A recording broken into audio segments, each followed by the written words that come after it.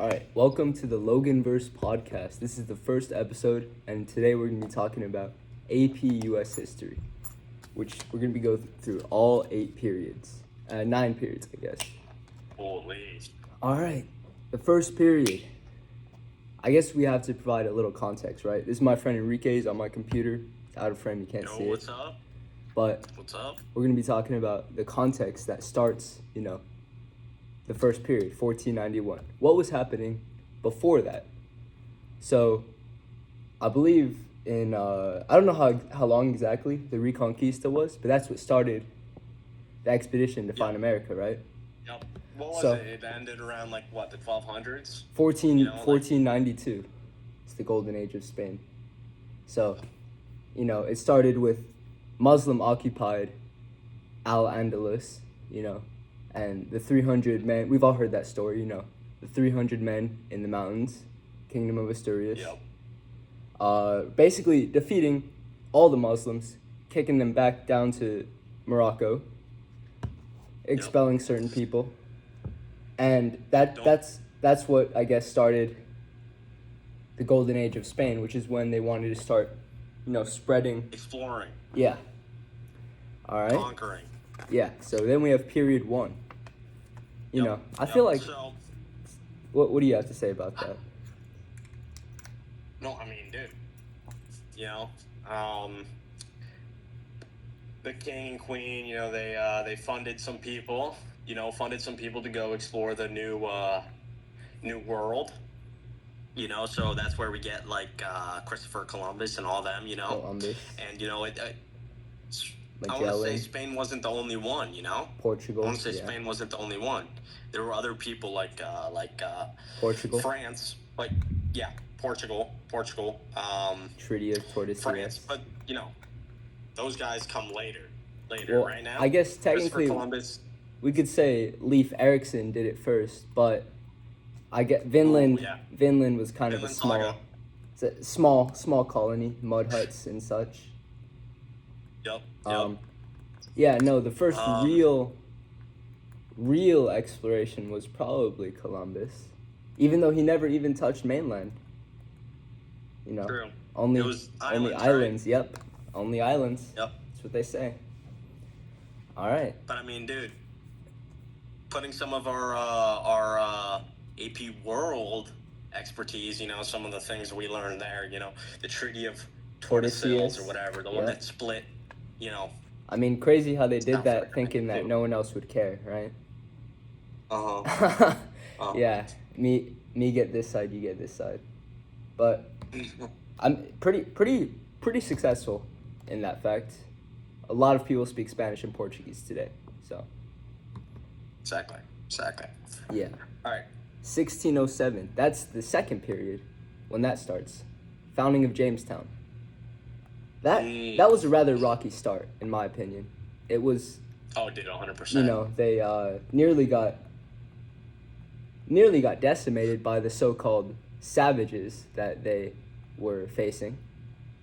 We've all seen the Jamestown, like the triangle, and how the natives, they trapped them basically in the triangle. They couldn't leave. And dude, I know. Yeah.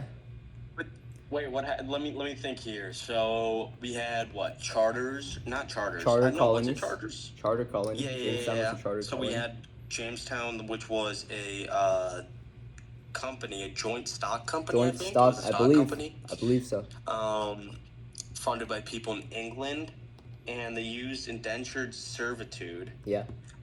To motivate people to go over to Jamestown. So originally, the people, the first group went over to Jamestown, and it went horribly. A lot of them were dying. They didn't know how to plant crops. Nope. They had to learn from the natives to plant crops, and that was even further down the line when the relations with the natives got better. Yeah. And that was after, what is his name? John White? What is it? John Smith. Dude, something like from that. Pocahontas, the main dude. I believe. Yeah. Once he left, I think some of them started talking. No. Once he left, because he was like the middleman between like the Indians Yeah. or the Native Americans and the English settlers. Yeah. Once he left, the relations got worse and worse. And And then then, he came back like 2 years later, and then we all know what happened, tobacco. Like, where's Jamestown? It disappeared, Whoa, that's another colony. Oh, yeah, that's the Roanoke yeah. colony. You're right. You're right. I'm getting mixed up. Yeah, no, the corn, bean, and squash, that was really what, helped sustain not only the natives that lived there for thousands of years prior, but also the English people. Corn, beans, and squash. 100%. The cultivation of tobacco, that was what beneficially, like economically benefited them, but before that, it doesn't matter if you're economically sound, if you can't survive. Yep. Yeah. I mean, dude, the English settlers, there's so many things, so many adversities that they had to face, a lot. Settling there for the first few years, Different the Native Americans, different landscapes. That was on the AP test, right? How did they adapt to four different lands, 4 different environments that they faced. The north with the harsh weather, the middle with the swamp, really, really disgusting swamp weather, swamp weather, farmlands. The south also with disgusting swamps, gets way too hot in the south. And then, even worse swamps, the Caribbean, where we have the first slave societies, where it's not even people living there, it's just a plantation owner, his workers, and the slaves. Purely for economic benefit. Purely for economic and military benefit. The Spanish people, like, they had that entire, like, caste system. You know which one I'm talking about? Where it would be, like, mestizo. They would bring people, and then they would, like, reproduce with the slaves. Yep. And if you were... with the indigenous, too. Yeah, with indigenous, too, yeah. Mestizos, being mixed, Yep. Even if you were Spanish in America, you still weren't a high level if you were born there. You could be full Spanish, but if you're born in America, you're not going to be as high level as someone coming from Spain because that was their homeland. Yep. Yeah, those are the first 2 periods. The Revolutionary period, starting in 1754. We're skipping over a little bit here. Let's set up a little bit of context for the Revolution, all right? Yeah, the English... So we got three different types of colonies. We got the Cheapsake colonies. Chesapeake Bay. Chesapeake Bay. The northern colonies, which... God, what I want to say... Well, the Chesapeake Bay are part of the South. The middle is New York. It's like in the middle, I want to say. New York is trade hubs and farming. Yeah. Pennsylvania. And then, the northern colonies. colonies. We have northern, and then we have the southern ones. And the middle. So. What is it? Well, the south is cash crops. The middle is breadbasket, where they grew carb sources, and trade is what they were focused on. And in the north, it was trade, manufacturing, farms purely for sustenance, and also shipbuilding and fishing, and using the raw materials farmed by the south to produce stuff, Mainly. And what were you gonna say? Mainly, that's what I mean. What did Washington say? He made a bet that the distribution, production hub of America would be in New York, and it still is. Yep. All right. Revolutionary. Let's go to Unit 3 now. Revolution. So, Revolution, there at first the English settlers, they were English. They were trying to be English. They had an English identity. They were loyal to the motherland, right? What changed in those? It was not even 50 years. It was 46 years. 1754 to 1800. That's a pretty short amount of time, considering the last 2 periods were over 100 years long. We God, we want to say that these people were making an identity that. No, actually, you know what? I wouldn't even say that there was an American identity until after the Revolutionary War and maybe into the, colonial, earlier like decades the of the 19th century. Manifest So I would say Destiny. these guys were still European, but they did see themselves as a colonies that could maintain themselves without the help of a parent. And the parent in this situation would be John Britain, Locke. right? Is that John Locke? Who said that? I forget. Yep. It was I think Thomas Paine. Thomas Paine. Common sense. Yes. Yeah. So the British, they were trying to expand westwards. All right.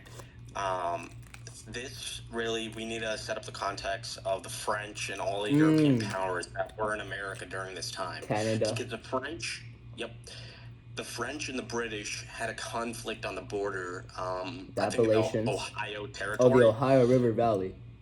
Yeah. Yeah. In modern day Pittsburgh. Yeah. So it would be called. It's called the 7 Years' War. It was a French very Indian costly war. Yep. French, and that's another name for it. 7 Years' War, very costly war for Britain, but Britain does win it. Yeah. And they do gain territory west of the Appalachian Mountains, and they enforce laws upon the colonists, because the colonists, they're there. They're in, places like, I don't know, Georgia, Alabama, they're all over the coast, eastern coast of America, and they want to expand westward, but the British parent tells them you cannot expand past the mountains. Past the mountains, yeah. So, the colonists obviously neglect this. Yeah. Yeah, they neglect this. They still do it, but this is, we already see the tensions rising. We already see the tensions rising between the parent and the child here. So the rebellious the British era, yeah. Yeah. Well, we can't leave out Pontiac's rebellion. Oh. Right. Dude, you know more about that than I do. It's more just, it was a consequence of the expansion that Britain tried to halt, right? They weren't just making it up. They didn't have an arbitrary reason for the no expansion past the Appalachian Mountains. They actually had a good reason. They were very, very in debt. It was a costly war. And also, they didn't want to have any conflicts with the natives. Not because they liked the natives, because they simply did not have money to fund those battles that the colonists would inevitably encounter. Yep. So, yep. The rebellious teen, sometimes you have to leave the nest. And that's what we're seeing. That's what we're seeing, exactly. And then, even more than just this boundary act, they inflict taxes upon the colonists. Yep. And this is really the breaking point, the straw that broke the camel's back. That broke the camel's back, right? So we see, it first starts off as, minute taxes, Sugar Act, okay, Quartering Act, Stamp Act, all right? These guys, they don't really, they see it as problems. They see it as, something that is inflicting them, but they don't feel like... Well, the quartering was a big one. They didn't like having to hold people in their housing. Yeah. But other than that, it was money. It was not even that much money. In today's estimate, it was about 5% each act was enacting. So, compared to the tax that humans pay today in America, very, very minimal. Yeah. And then, we get to the second phase of the British taxes. This comes after the Stamp Act and all those, around 1767, we have the Townshend Act. Mm. So this taxes everything. It taxes everything. So, colonists are kind of seeing this, and they're like, all right, so what's the next thing they're going to do, What's the next thing they're going to do? You know what they tax? They tax glass, tea, paper, all right? Dice. Yeah. Everything. Everything that has, yeah. And, the colonists, they're not too mad. They're not too mad, but they're seeing something here. They're seeing a pattern. They're noticing a pattern, yeah. Tensions are rising. That's the entire point of these taxes. Tensions are rising, and it reaches a breaking point with the Boston Massacre. Okay? With the Boston Massacre. Who fired the shot first? We don't know. That's one of the mysteries. We will never know who fired the shot first, the Americans or the British. But we know that shots were fired. Men were killed. Right? Yeah, American men. American men were killed. Colonists. I don't think any British were killed. I believe the soldiers were fine. Yeah, exactly. I think they were throwing snowballs at the soldiers. They were. They were throwing snowballs, and they got killed. So, obviously they see this, and they're like, oh, wow. Outrage. It's like in The Godfather, when the Don, when they kill his boy. Oh, Sonny? When they kill Sonny? Yeah, when they kill Sonny. Yep. It's like, look how they massacred my boy, Yeah. And the colonists, the same thing here. the colonists, that's when they kind of united as one in outrage due to the killing of the colonists. They were like, that was one of us. Doesn't matter, we're far apart. That was one of us. That's not cool. Something's gonna happen. Not at all. And while the colonists are starting to unite, we also do see two sides of the conflict. We see, loyalists, and we see colonists, people that do want to split off. Or actually, you know what? I'm going to leave that for, after these next few taxes, all right?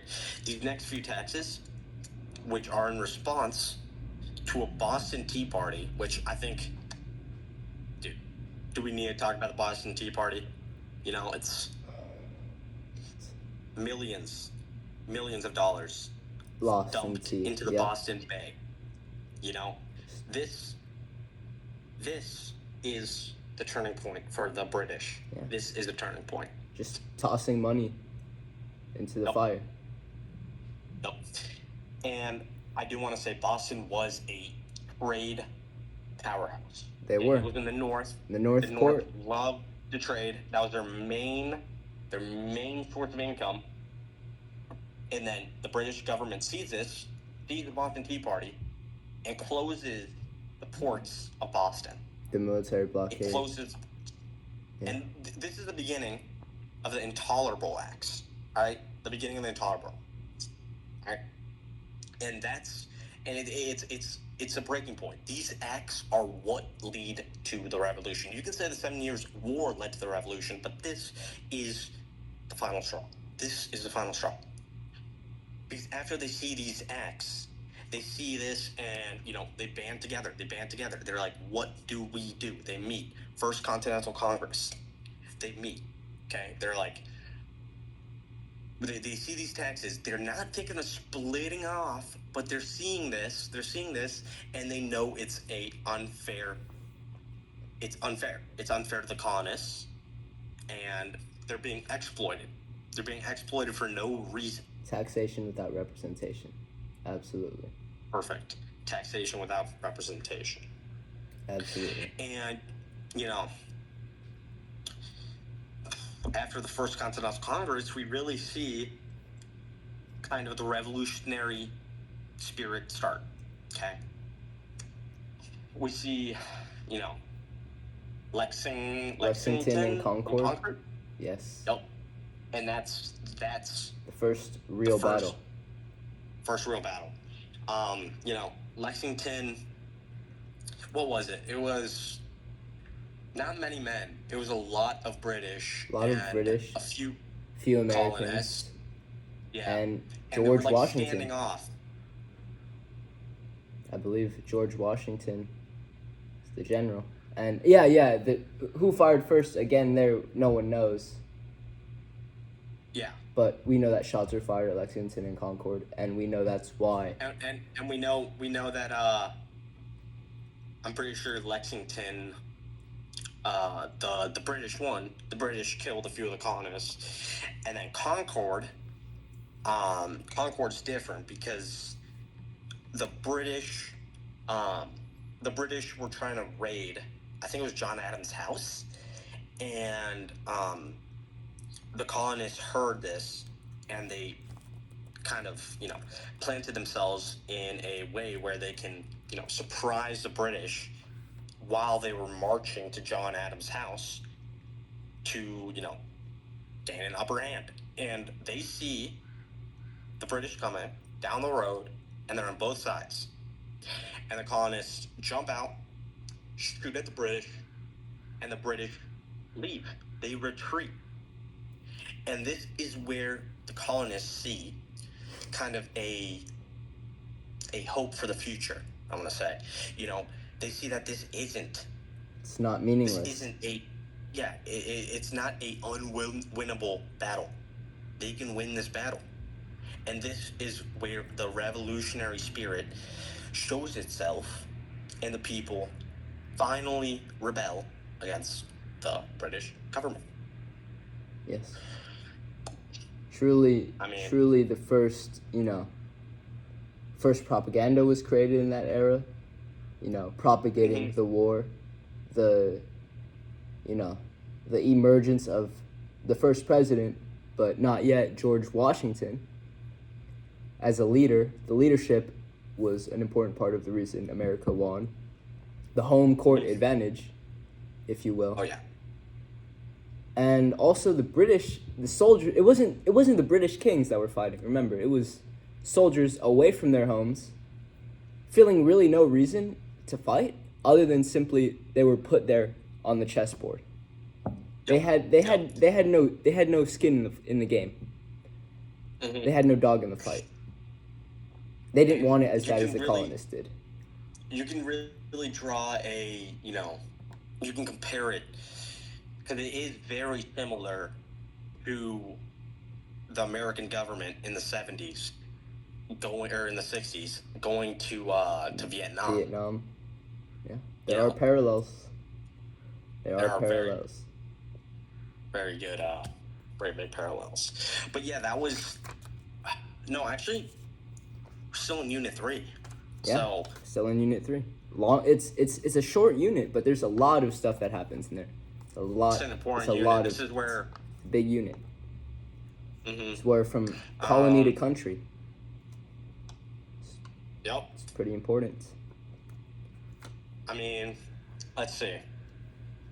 What do we have here? We have a new government. All right. This is after the revolution.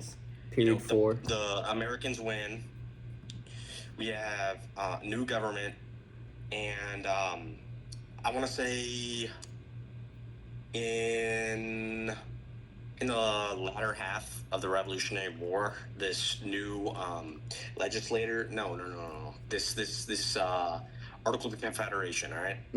We all know about the Articles of Confederation. The Articles of Confederation. Well, that was actually not after the war. No, yeah, I think it was. It was during the war. It was during the war. It was during the back half of the war, I think. The Articles of Confederation. Yeah. Kind of to just create a weak central government, that the states would be stronger than the actual country, because they didn't want a king again. They didn't want a king. Mm-hmm. Like Ben Franklin proposing a king, they shot that idea down. Yep. But later emerging a president, which is similar to a king, not quite, but still one leader to rule the whole nation, is what they inevitably chose. But we do have a checks and balance system. That's true. So that is a king does not have that. Yeah. And we see that in period 4, in the 1800s, the early half of the 1800s. Oh, yeah. With Jefferson the Jeffersonian era. You know, But really, to talk about the Jeffersonian. to talk about his term, all right, we need to go back in time and talk about George Washington and what precedent he set for the presidents going forward. Yeah. You know, so I feel like George Washington, in his 4 years of being in government or being a president, 4 years being Two a terms. president. 2 terms. Yeah. Oh, 2 terms, 8 years. Yeah, 8 years. And then he resigned after, the second term, and it wasn't set in stone that, you No. had to resign after 8 years. They just followed along. But, yeah, followed the law, and nobody broke that until, FDR, So, he kind of sets that 2-term limit upon the American people, so they don't have a ruling king, Forever, yeah. And then he also does set that treaty, or what is it? Neutrality In in Hamilton? European conflict due to the and French all that. Revolution. But yeah, going back to Jefferson, he was kind of a, what was it? Because the last government, or the last president was I want to say Federalist. John Adams. John Adams. Yeah. And was it John Adams or was it Madison? Let's see. Yeah, it was John Adams. So, John Adams, there's nothing really to speak about with him. He's kind of a bum. Power is transferred between John Adams and Jefferson, and it's one of the only times we see in American history a peaceful transfer of power between 2 parties. Until the era of good feelings, yeah. Yeah. And this is almost I want to say, a beginning of a 2-party system in the American political landscape. Federalists, which is a kind of short-lived party, but Very it's short-lived. A lot of parties were short-lived in this time. Yeah, exactly. And to Thomas Jefferson, and we see with Jefferson a total expansion of American land, a kind of I want to say what's the word here? Someone that sets precedent for the American presidents going forth. Because he doesn't treat himself like a king. He treats himself like a normal person. Right? Yeah. And he really, what is it? God, I don't know, dude. He buys Missouri, or no, Louisiana, The bro. Louisiana Purchase. Yep, you know about Louisiana. Most important purchases, doubling the land that America had. From Napoleon. That was bomb, bro. That was a truly important part. And then we have Jackson. Jackson he did do important stuff. Was it seen as good? No, but it was important. Very important. The Trail of Tears. Moving all those Native Americans to Oklahoma. I want to disagree with you on that. With what?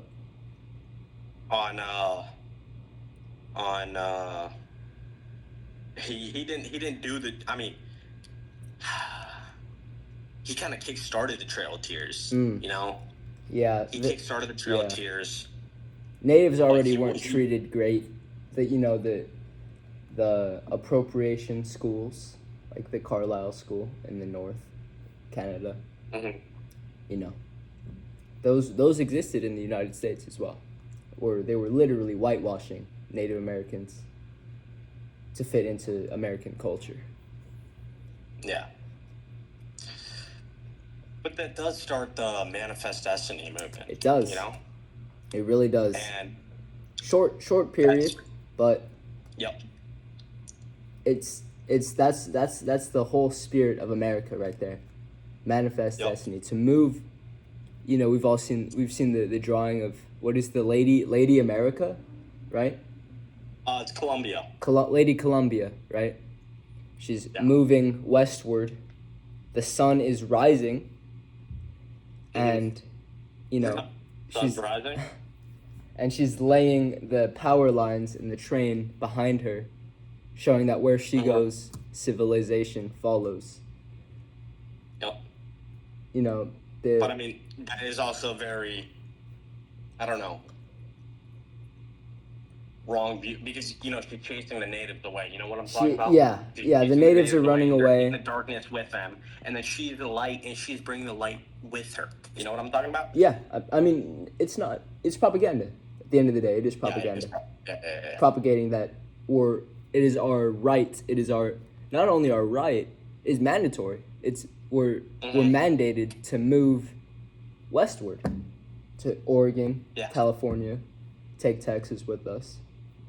That's what they were. That's what the Americans were trying to convey. We were mandated to go west. By God. To hit the ocean. By God. Yeah. Yep. From sea to sea, crossing the land masses. Pacific. Oh, yep. And even when we do that, you know, it's not enough. Americans are thinking, what's next? It's not enough. Japan. You know. The islands. Hawaii. The Gilded. Exactly. Yeah.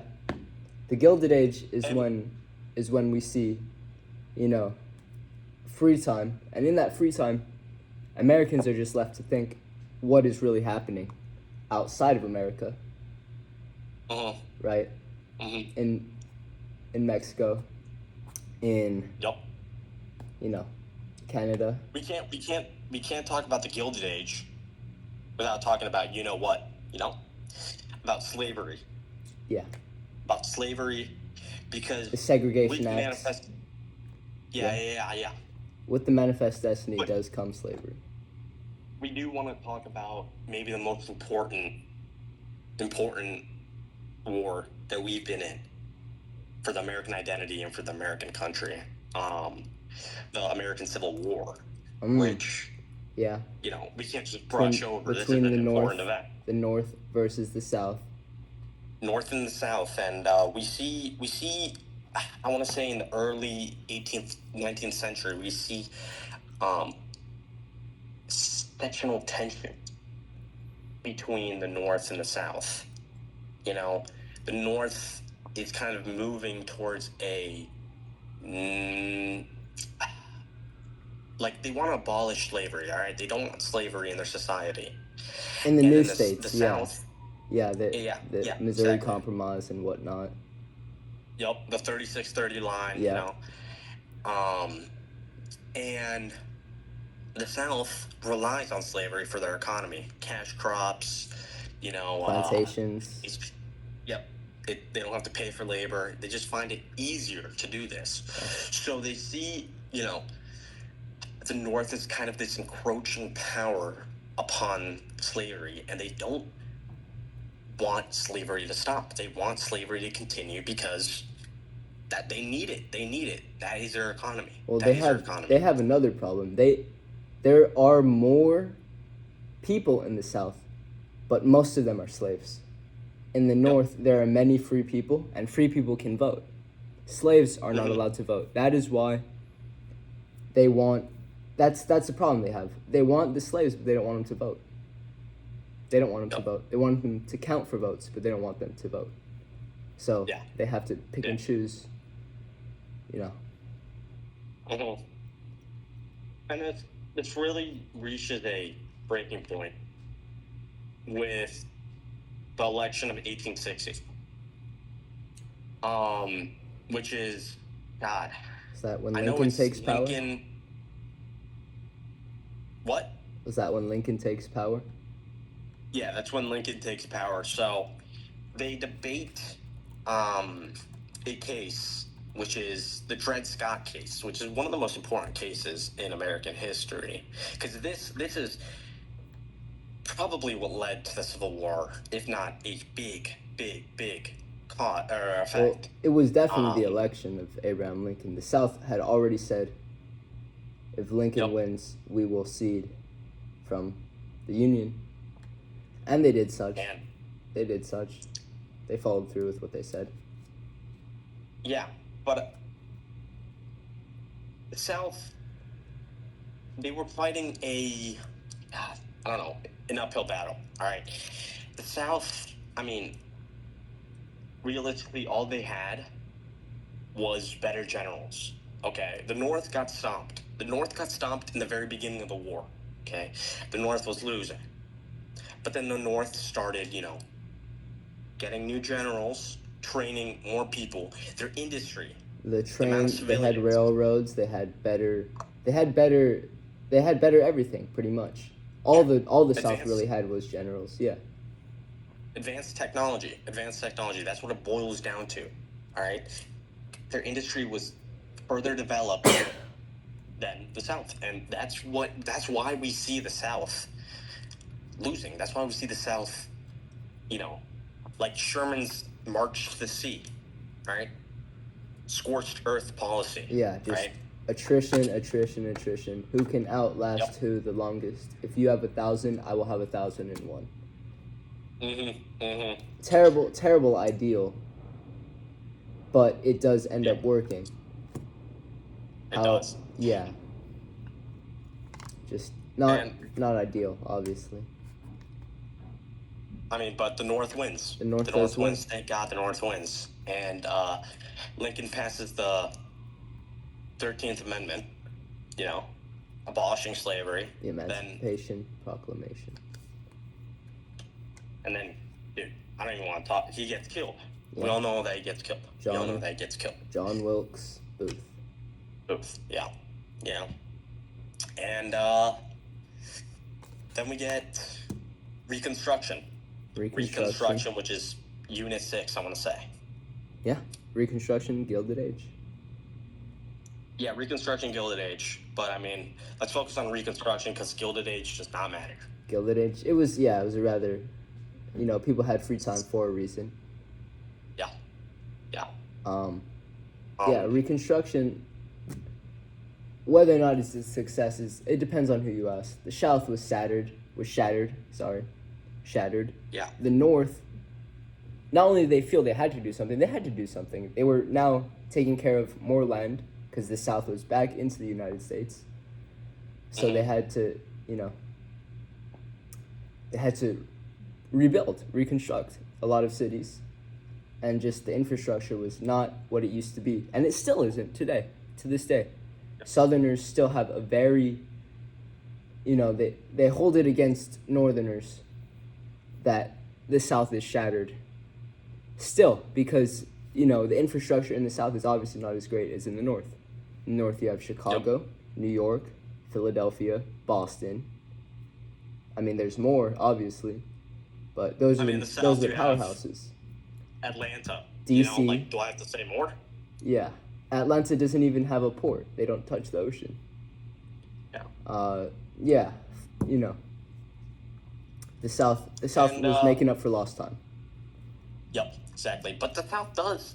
The South, too much chagrin. The South does recover. They do recover. They do start getting a little bit of an industry, a little bit. Nothing to rival the North. The factories in the North are just superior, yeah. Union troops are stationed in the South to make sure that the colored people can assimilate into Southern society, which causes the Southern people to make organizations like the KKK, which preached white supremacy and sought to limit the colored, the advancement, yeah. The colored rights, any rights that they might have had. And they had to do the KKK because the Union troops would stop them if they weren't, if they just did it in broad daylight, if they just, They weren't having sheets over their head. Yeah. Yeah. So, that's really the story of the Reconstruction. I'm going to be honest. It's like, it's back and forth. The colored people are trying to assimilate into Southern society, but it doesn't. They won't let them. It won't let them. Yep. They gain the right to vote. They're equal citizens. They're citizens of the United States. Not really, in the fact, like, literacy tests they have to pass that are designed for you to fail. Yep. It's just, it's a series of unfortunate events that colored Americans had to face just to, have the same rights that everyone else does. Yep. A truly uphill battle. And with the end of Reconstruction, we see it get even worse because we don't need groups, or the South doesn't need groups like the KKK anymore. They can just openly segregate, be racist, and openly, treat these people however they want without anybody batting an eye, So this eventually leads to a lot of Southern colored people moving westward, trying to seek new opportunities, or north. So a great migration. There's a emigration, And what comes after the Reconstruction? Let's see. The imperialist era, and the era of wars. That is really imperialism. Alfred T. Mahan. That man is probably one of the most influential people of this time. Published in the book. I don't remember exactly what it's called, but I know it's about how important naval control is for a country and its military. Which is why Cuba, various Caribbean territories, Guam, Hawaii, and, through the Spanish-American War, the Philippines becomes all-American territory. Yep. And in that, Hawaii and the Philippines become very important. Guam becomes very important, not only for the military, but for business. We have new people to sell to and new stuff to get, new materials.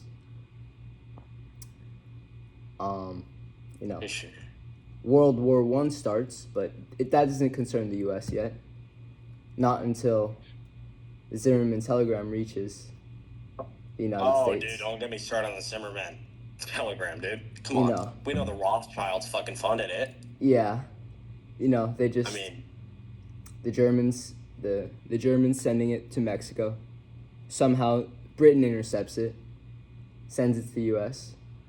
We declare war on Germany. The American people go against the policy of neutrality that George Washington said and join a world war.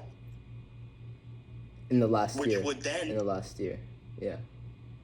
Yeah, which would then set us up for World War II and the Cold War. Both so there's long-lasting gotta be a little conflicts. Bit of a, business, military-industrial complex, if you will. Yeah, dude, that's where we first see Lockheed Martin.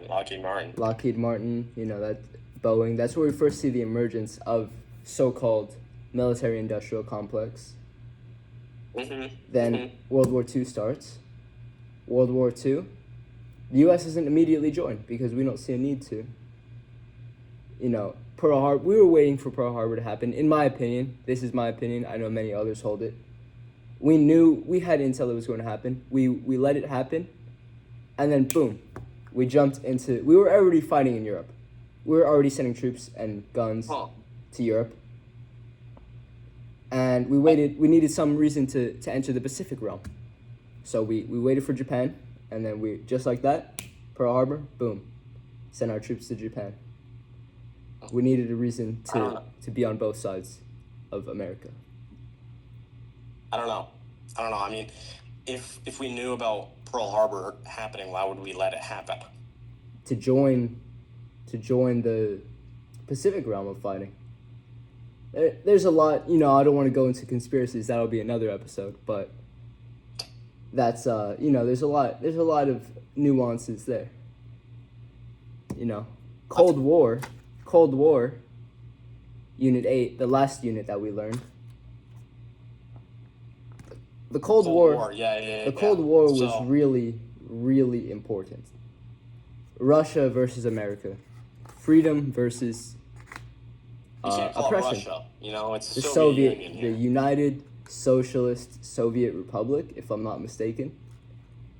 Which includes Armenia. Armenia, many countries. I'll look up the list right now. I can't name them all.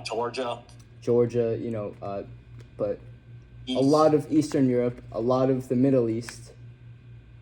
I believe even a part of Iran. So, the communist battle is still one today that America's fighting. That's why it's the last unit that we learned. It's the most important to today. We're still fighting that battle against communism. I do find it very interesting. I find it interesting as well. It's the battle. Cold War, we see America emerge as one of the only two global superpowers in the world. Okay. Our policy of containment, you know that one, right? Yes. You gotta put out the fires. Can't let them spread. Yep. Domino theory in Southeastern Asia. The domino effect. The whole reason we joined the Vietnam War, to combat communism in the region. Yep. To prevent that domino from pushing all the other dominoes down. Dude, how about Bay of Pigs? Cuba, JFK had many people that hated him. So the soldiers hated him because of the Bay of Pigs. Imagine you're a soldier, you're in the ground, you're on the waters, you're rushing Cuba in the Bay of Pigs, and JFK, he picks up the phone. Let me call off the air support for these soldiers. So now you're pretty much left to a D-Day style battle. Machine guns versus men. Storming a beach, a tower, with a Gatling gun. Mowing men down. I believe it was 10,000 soldiers that were lost in that conflict. So, I wouldn't know, but a lot. A lot. A lot of American lives lost. So, the Cold War was an extremely long war. And it's called cold because it wasn't, the U.S. never directly fought Russia. It was espionage, spies, infiltration, proxy states, you know. Yep. And with the Cold War, I want to, emphasize this with World War II and the Cold War, and then, even post-Cold War America. The Cold War really unified the Americans as a whole. Against because they communism. gave them a common... common enemy. They gave them a common enemy, exactly. They gave them an enemy. And we see, advancements in technology. The nuke, the H-bomb. Yep. One after another. Rockets, all right? Space. Yeah. Mm-hmm. We see, advancements in individual rights. We see gay rights movements. We see stop the war movements. Civil rights. We see. Yep. Yeah. Feminist movements. We see kind of a lot of progress being made during the Cold War. For civil rights. Oh, definitely. Oh, for everything concerning American society. You can't tell me that the Cold War was a negative for the Americans. Maybe the wars can be maybe the Vietnam War is the only thing that big negative. But look at all the positives, and the advancement. Look at the unifying sense of American identity within the Cold War, and tell me that it was a fault. That it was not at all. Problem. Truly, when Americans started bleeding red, white, and blue, was during Cold War. Pride. This is what's so great about America. Anyone can come to America and be American. Mm-hmm. If you're born in Mexico, you move to Russia. You're not Russian. You're Mexican, but you live in Russia. Anyone can come to America and be American. That was the sense that we were getting. We were like, we are a country strong, different but strong. Strongest in the world, even, I would argue. Oh, dude, strongest in the world after Cold War, yes. 100%. Yeah. So. 100%. 100%. All right. That's really how. That was an APUSH. That was an advanced placement U.S. history class. A little bit. You know, we didn't go too much in detail, not but too into we depth. can leave that for other days. Other episodes. Yeah, next episodes. Wow. Exactly, dude. And maybe some of the conspiracies next episode. Next episode. Exactly. Yeah. All right. Well, expand upon it. Thank you, Enrique. All right. Well, thank you for this. Of course, dude. Anytime. Thank you for this. Anytime. All right. Thank you. See you. Peace. Peace out. That was just my final and the first episode of the Loganverse in American United States history. Thank you.